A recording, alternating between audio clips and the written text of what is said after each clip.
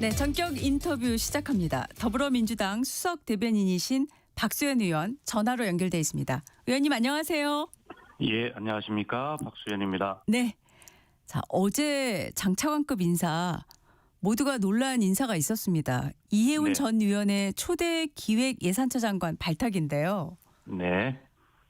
의원님 인사 발표 들으셨을 때 어떤 생각 드셨습니까?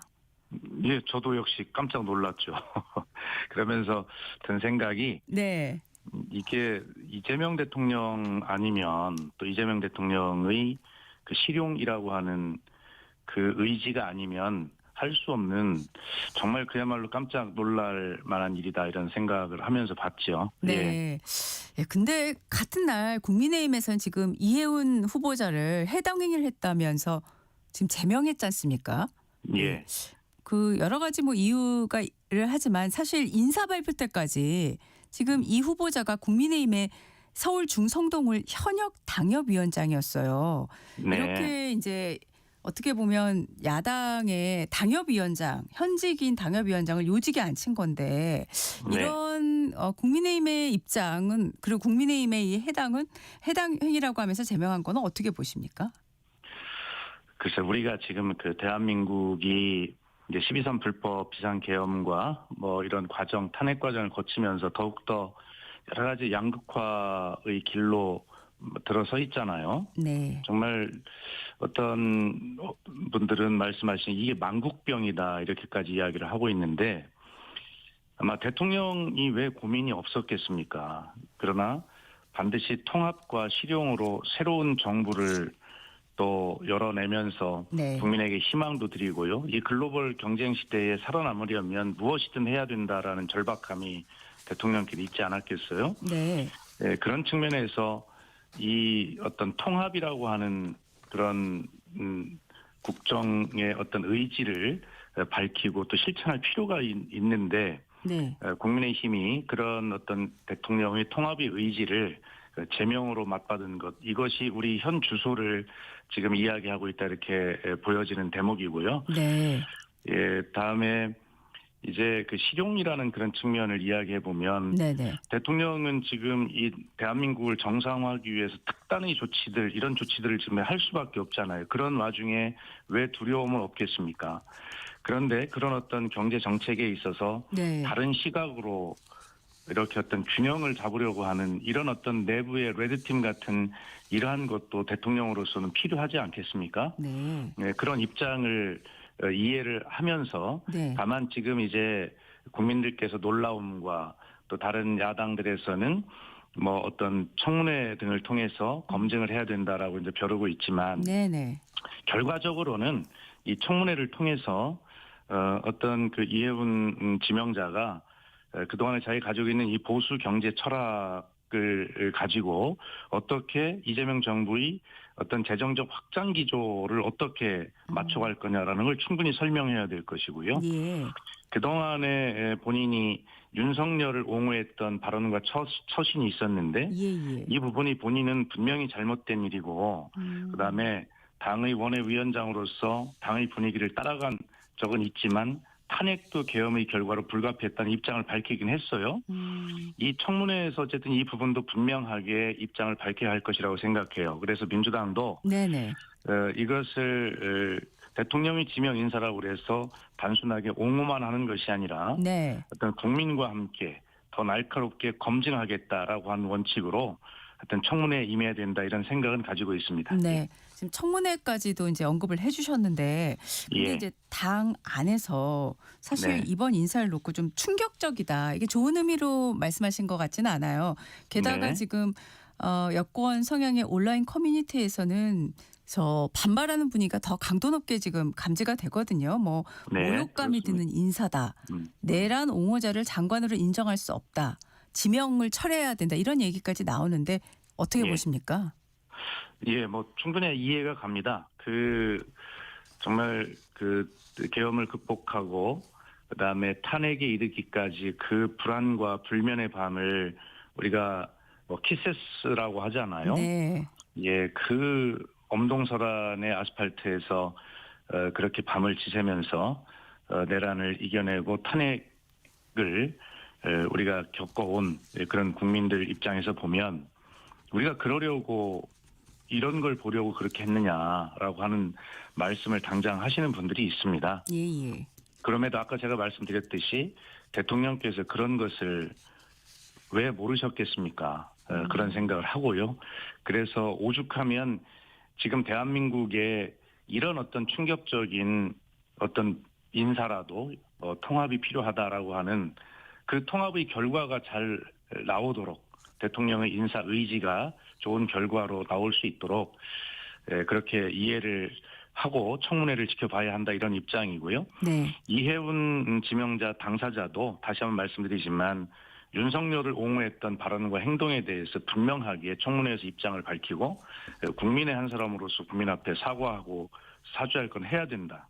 그리고 그와 함께 본인이 지금 이재명 정부의 이 실용 경제 정책을 감당할 만한 능력이 있다라고 하는 것을 단순하게 어떤 기계적 능력이 아니라 전문성이 아니라 이재명 정부의 그런 국정 기조, 국민적 정서에 부합할 수 있다라고 하는 그런 것들을 충분하게 검증해야 한다 이렇게 생각을 합니다. 다만 이해운 지명자가 보수적 경제 철학을 가지고 있으면서도 꾸준하게 경제 민주화의 필요성을 강조해온 것은 저도 잘 알고 있습니다. 예. 이해운 의원이 최저임금 위반 처벌을 강화해야 된다는 입장을 계속 해왔거나 그다음에 법정 최고이자율 인하하는 법, 그 이자 제한법이라고 하죠. 이걸 발의해왔다거나 이런 것들은 저도 같은 동료 의원이었기 때문에 잘 알고 있습니다만 네. 그럼에도 불구하고 지금은 앵커께서 질문하신 대로 이 힘든 시기를 넘어온 이 국민이 넘어온 이 과정에서 이해운 지명자가 어떤 위치에 있었는가라고 하는 것이 지금은 국민 정서상 매우 중요해 보인다 하는 생각이 듭니다. 예. 네, 알겠습니다. 자, 쿠팡 관련한 질문으로 이제 넘어가 보겠습니다. 네. 지금 연석 청문회가 내일 모레 이렇게 이틀간 국회에서 열리는데 어제 김범석 의장이 사과문을 내놓으면서도 불출석 사유서를 또 냈어요. 예. 이게 지금 불출석이 거듭되고 있는 상황인데 여론은 갈수록 나빠지고 있는 모양새거든요. 어떻게 보십니까? 예. 정말 저도 그걸 봤는데 납득이 불가하다. 책임 회피성 변명이다. 이렇게밖에 이야기를 못하겠습니다. 네. 불출석 철회를 결정하고 빨리 청문회 출석해서 국민 앞에 사죄하고 해명해야 된다 이런 말씀을 드리고요. 네. 그렇지 않다면 국회는 국정조사 등 모든 수단을 동원해서 책임을 추궁하게 될 것이라는 말씀을 먼저 드립니다. 네. 이 쿠팡이 이 김범석 의장이 그럼 왜 이런 사과문 이런 걸 냈는가를 따져보면 네. 속이 들여다 보인다는 분석이 많아요. 그래서 계산된 대응이다. 무슨 말이냐면 미국 기업이라는 것을 앞세워서 주도권을 잡으려는 의도다 이렇게 보이고요. 그 사과문에서 김범석 의장은 마치 쿠팡 사태가 봉합된 것처럼 이렇게 밝히고 있는데 예. 이것은 어떤 이유냐면 미국 시장이 결과적으로 평판 관리를 우선시하는 인식이 자리 잡고 있다는 해석이 있어요. 예. 그래서 이 사태의 진실에는 둔감할 수밖에 없는 미국 주주들을 향해서 그 메시지 관리에 더 무게를 두고 있는 건 아닌가. 그래서 네네. 차후에 진행될 어떤 한국과 미국에서 동시에 이제 그 소송과 과징금 산정 과정이 이제 있을 것 아닙니까? 그렇겠죠. 그래서 이때 법리적으로 어떤 그 유리한 자료를 쌓으려는 전략이다. 네네. 이렇게 이야기를 할 수가 있어요. 그런 또 분석들이 있고요. 네네. 그리고 또 하나는 우리 정부의 제재 예고가 네. 과거처럼 엄포에 그칠 것이다라고 하는 쿠팡 자체의 내부 판단이 있는 것은 아닌가 저는 그런 생각도 들더라고요. 네. 왜냐하면 그동안 우리 정부의 이 제재가 형식적으로 그쳐서 매번 양호 등급을 줘왔어요. 쿠팡에게. 네네. 이러한 것들도 있다. 그러나 분명한 것은 현재 우리 정부의 국세청 세무조사는 쿠팡의 한국 법인, 그다음에 미국 본사간의 자금 흐름까지 지금 조사하고 있다는 것이거든요. 네네. 그 향후의 지배구조 전반에 관한 검증의 가능성이 저는 있다고 보는데 이런 측면에서 쿠팡이 이러한 얄팍한 전략으로는 이것을 넘을 수가 없다. 국회는 국민과 함께 다시 한번 말씀드리지만 국정조사 등을 포함한 모든 수단을 동원해서 책임을 추궁하게 될 것이라는 말씀을 드립니다. 네. 지금 연석 청문회 하루 전인 오늘 그러면 더불어민주당에서는 국정조사 요구서를 제출을 하시는 건가요? 그래서 오늘 그것은 뭐 지금 확인할 수가 없고요. 예. 일단 이러한 연석 청문회를 계속 강조하면서 네. 국방이 불출석 철회를 결정하도록 그렇게 압박하는 그러한 메시지가 주로 되지 않을까 이런 생각을 합니다. 예. 네. 어제 김현정 원내대변인이 거론한 여러 조치 중에서는 뭐 입국 금지, 가수 유승신 씨 경우를 언급하면서요. 이런 얘기도 있던데 그런 방안까지도 다 고려를 하고 계신 건가요? 예, 그것은 결과론적으로 이 지금 제가 말씀드린 과정에서 쿠팡이 계속 이렇게 책임 회피로만 일관하고 어떤 국회와 대한민국 국민을 이렇게 무시하는 조직적 책임 회피가 이루어진다면 결과론적으로 나중에는 뭐 그렇게까지 갈 수 있습니다만 지금 현재의 상태에서 언급하기엔 조금 이른 측면이 있습니다. 네, 알겠습니다. 자, 통일교 특검 협상 오늘도 여야 원내지도부가 협상에 나서시잖아요. 그렇습니다. 네, 근데 지금 특검 추천 주체 그리고 수사 범위를 놓고 접점이 잘 안 찾아지는 모양새인데 지금 네. 민주당에서는 대한변협, 한국법학교수회, 법전환협의회 등 3자 추천 그리고 신천지를 포함한다는 입장이지 않습니까? 이 그렇습니다. 3자 추첨의 대상으로 이 언급하신 이 주체들이 대상 추천 주체가 돼야 된다는 이유는 뭘까요? 지금 우선 국민의힘이 특검 후보 2명 추천권을 주고 있는 것은 법원 행정처장이거든요. 근데 이 법원 행정처는 아시다시피 사법부 아니겠습니까? 네. 나중에 판단을 해야 되는데 판단을 해야 되는 주체가 특검 후보를 추천한다라고 하는 것이 누가 봐도 맞지가 않잖아요. 예, 이런 문제 때문에 민주당은 대한변호사협회나 한국법학교수회 그다음에 법학전문대학원 협의회 소위 로스쿨 교수회죠. 네.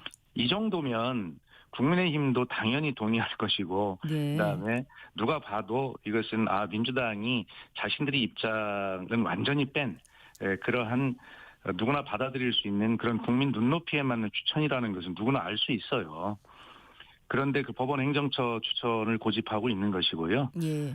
그다음에 이제 신천지를 포함하느냐 여부인데 네. 민주당은 당연히 이 문제가 통일교가 어떤 종교 집단이 어떤 대선 등의 선거에서 무차별 로비 등을 통해서 조직적으로 그다음에 후원금으로 분장한 어떤 그런 자금 뭐 이런 것까지 동원되는 명백한 선거 개입으로 이거 헌법 위반이라고 생각하거든요. 네. 그런데 그것이 통일교뿐만이 아니라 신천지도 분명히 그러한 의혹이 있는 것 아닙니까? 그렇기 때문에 이 기회에 그런 어떤 종교가 정치에 개입해서 심각한 민주주의를 훼손한 이런 어떤 영향을 미친 의혹이 있는 것들은 기왕에 할 때 이걸 해야 된다 이런 입장인데 네. 국민의힘은 왜 신천지는 안 된다고 저렇게 극렬 저항을 하는 것인지 국민의힘이 무슨 신천지와 연관이 있습니까? 그 스스로 그렇게 연관이 있다고 자백하는 거 아닌가요? 기왕에 그 많은 국민의힘 얘기대로 그 많은 인력과 그 많은 여러 가지 비용을 들여서 이루어지는 특검이라면 이 계기에 그런 종교가 다시는 정치에 개입하지 않도록 명명백백하게 진상을 규명하는 것이 맞지 않겠습니까? 네. 그것이 이제 민주당의 입장입니다. 그래서 민주당은 지금 말씀하신 대로 국민 누구나 납득한 할 수 있는 그런 정도의 추천 주체를 특검법에 담고 있고요. 네네. 신천지까지도 포함한 그런 모든 종교의 정치 개입 행위를 이번에 밝혀야 된다. 그것이 맞다라는 입장을 가지고 있습니다. 네.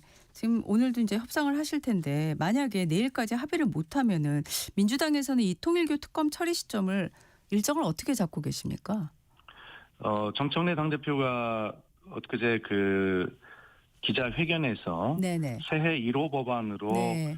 2차 종합특검 추가 특검 할 때 강조를 했지 않습니까? 예예. 사실은 강조를 했지만 꼭 1호 라고 물으니까 그렇게 답변을 했지만 정청래 대표의 평소 생각에는 이 소위 통일교 특검 그다음에 2차 추가 종합 특검 이 두 가지가 같은 위치에 있습니다. 네. 그렇기 때문에 어쨌든 뭐 협의 결과, 여야 협상 결과 어떻게 되든 간에 조금 시간이 며칠 다소 늦어지더라도 이 문제는 함께 처리를 한다. 뭐 이런 입장을 가지고 있고요. 뭐 하루 이틀간의 뭐 순서의 차이는 있겠습니다만 반드시 이 두 가지 특검은 최우선으로 처리한다는 입장을 가지고 있습니다. 예, 알겠습니다. 자, 지금 김건희 특검이 이제 어제 180일간의 수사를 마치고 종료를 했고 오늘 이제 수사 결과를 발표할 예정인데 3대 특검 수사 전체적으로 어떻게 평가하십니까? 예, 3대 특검이 정말 많은 수고를 했다 이렇게 생각하고 많은 성과도 냈습니다. 그러나 분명하게 국민께서 다 보셨습니다. 그렇게 큰 잘못을 저질러 놓고도 뻔뻔하게 어떤 수사에 협조하지 않는다거나 그다음에 거짓말로 부인을 한다거나 이런 모습 앞에 국민이 더 절망하는 것 아니겠습니까? 적어도 잘못을 했으면 잘못했다고 인정하고 그래서 대한민국의 민주주의와 역사 앞에 지은 죄를 조금이나마 갚으면서 그것을 다시 정상화하는 데 협조하는 것이 당연한 자세일 텐데 너무나 많은 그 비협조가 있었고 그다음에 특히 조희대 사법부의 연속적인 영장 기각으로 진실에 어떤 다가가는 그런 것들이 좀 부족한 부분이 있어요. 그래서 어떤 성과에도 불구하고 아쉬움이 있기 때문에 이런 부분들을 전부 다 모아서 국민께서 이건 꼭 해명이 돼야 된다라고 하는 그런 주제들의 어떤 선택과 집중을 해서 2차 종합특검을 해야 된다 뭐 이런 생각을 저희는 가지고 있는데 네네. 짧게 예를 들면 우선 이번 김건희 특검에서 해결 못한 의혹들이 있잖아요. 삼부 그렇죠. 토건 주가 조작이 있고 예. 양평고속도로 종점 변경이 있고 집사 게이트 이렇게 김건희와 연관성이 있는 것. 그다음에 윤석열 전 대통령이 김건희의 어떤 매관 매직에 관여했는지 이런 것도 규명하지 못했어요. 그다음에 윤 전 대통령 부부의 이런 뇌물 혐의 사건이죠. 이러한 것들은 우리의 새로운 역사를 위해서 이제 뭐 그만하면 됐어. 좀 좋은 게 좋은 거라고 덮고 가지. 뭐 이러한 문제로 해서 해결된 문제가 아니다라는 네. 말씀을 드립니다. 예. 네네. 알겠습니다. 자, 근데 국민의힘에서는요, 지금 민주당에서 추진하고 있는 2차 종합특검의 경우에 이게 지금 네. 지방선거용 정치특검이다. 이렇게 반발하고 있지 않습니까? 네. 새로운 성과가 없는 재탕 수사가 될 거다라는 주장을 하고 있는데 어떻게 생각하십니까? 그거야말로 국민의힘이 아직도 내란 동조 세력이라는 것을 증명하고 자인하는 것입니다. 역사가 어떻게 정리돼야 하는지를 우리는 너무 잘 알고 있어요. 예를 들어서 일제 강점의 그 역사를 청산하지 못했기 때문에 지금도 그 역사가 이어지고 있는 것 아니겠습니까? 네. 아니 잘못한 사람들이 어떻게 그런 식으로 덮고 가자고 이야기할 수 있습니까? 그건 말이 안 되는 이야기고요. 네. 그래서 지방선거에 유리하려면 민주당도 이런 것을 가지고 이슈를 끌고 가기보다는 이것은 빨리 이번 연내에 끝냈어야 될 이슈예요. 그래서 내년부터는 오로지 집권 여당으로서 국민의 민생, 경제, 성장 이런 키워드를 가지고 국민께 말씀을 드려야 여당에게 선거에 유리한 것이지 어떻게 이런 걸 가지고 선거에 유리할 수 있습니까? 이것은 선거에 불리한 구조예요. 선거에 불리함에도 불구하고 네. 민주당은 저희에게 주어진 역사적 책무, 국민께서 명령하신 그 과제를 이행하기 위해서 할 수 없이 하는 겁니다. 손해를 보더라도. 예. 그러나 이 문제는 특검을 새로 구성해서 간다 하더라도 이제 당 지도부는 이것은 특검에 맡기고 이제 당 지도부의 메시지는 내년부터는 오로지 민생, 경제, 성장 이런 키워드로만 갈 로드맵을 이미 여러 차례 말씀을 드렸습니다. 그러니까 네. 국민의힘은 괜히 이 발목 잡고 이런 데 신경 쓰지 말고 본인들도 지방선거에 승리하고 싶으면 빨리 협조해서 끝내고 민주당과 함께 민생과 경제의 경쟁자로 하루빨리 나서는 것이 지방선거에서 본인들에게도 유리한 것이다. 괜한 생트집 잡지 마라라는 말씀을 드립니다. 네. 자, 당내 상황에 대한 질문 드리겠습니다. 각종 의혹으로 지금 논란에 쌓이고 있는 김병기 원내대표가 내일 입장을 발표할 예정이다라고 하는데 내일 예정대로 입장을 발표하게 되는 건가요? 예, 그런 것으로 알고 있습니다. 저도 어제 김병기 원내대표와 또 통화를 해서 확인을 했고요. 네. 그래서 김현정 우리 원내대변인도 이야기를 한 것으로 알고 있는데 네. 원내대표는 선출직이기 때문에 독립성이 있어서 그 매우 좀 독특한 위치에 있죠. 예. 그리고 또 개인적으로 보면 뭐 전 보좌진과의 불화와 갈등으로 여러 가지 이제 제보에 의해서 사안들이 막 계속 쏟아져 나오고 있어서 저희도 곤혹스럽습니다만 그 과정에는 사실인 부분과 사실이 아닌 부분이 본인의 입장에서 보면 섞여 있는 것 아니겠습니까? 그래서 억울한 부분도 있을 것이고요. 그러나 분명한 것은 지금 국민의 눈높이에서 보면 그것은 특권의 갑질이라고 하는 국민의 분노 앞에 처해 있는 것도 잘 알고 있습니다. 네네.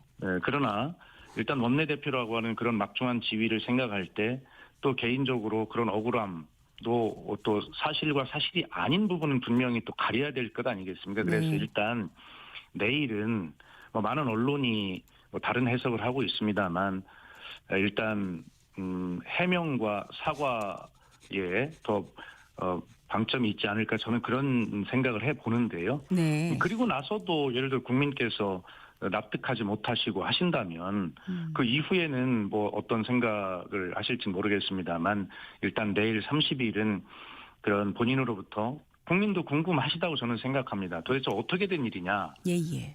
해명을 듣고 싶으실 것이고 또 사과도 받고 싶으실 것 아니겠습니까? 아마 그런 과정이 지금 진행 중에 있다 저는 그렇게 판단하고 있습니다. 예. 아마 내일 예정대로 본인의 입장을 말씀할 것으로 그렇게 알고 있습니다. 네. 자, 오늘부터 이제 대통령이 청와대로 이제 출근을 시작하지 않습니까? 네. 3년 7개월 만으로 알고 있는데요.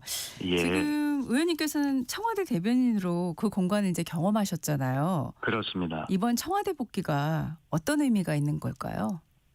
예, 한마디로 국가 정상화의 완결이고요. 새로운 대한민국의 시작이다 이렇게 저는 의미를 부여하고 싶습니다. 네. 용산시대 돌아보면 이해할 수 없는 용산 이전이 있었잖아요. 그 와중에 많은 뭐 주술이다라고 하는 소위 참혹한 말들이 대한민국을 지배했어요. 결과는 불법 비상계엄과 탄핵이었습니다. 그럼에도 불구하고 이재명 대통령은 업무의 연속성을 위해서 쳐다보고 싶지도 않은 그 용산에 들어가서 지금 대한민국을 정상화시킨 그런 업무를 훌륭히 수행을 하고 네. 이제 새로운 대한민국을 향해서 가기 위해서 다시 있어야 할 곳 청와대로 복귀를 하게 됩니다. 예, 그래서 아마 그런 새로운 국민과 함께 이제 대한민국을 건설하는 그러한 출발로 그렇게 삼아야 될 것으로 그렇게 생각합니다. 네, 새로운 출발로 삼아야 된다는 말씀까지 듣겠습니다. 오늘 말씀 감사합니다. 네, 감사합니다. 지금까지 박수현 더불어민주당 수석 대변인이었습니다. 전격 시사 잠시 후 품격 토론으로 돌아오겠습니다.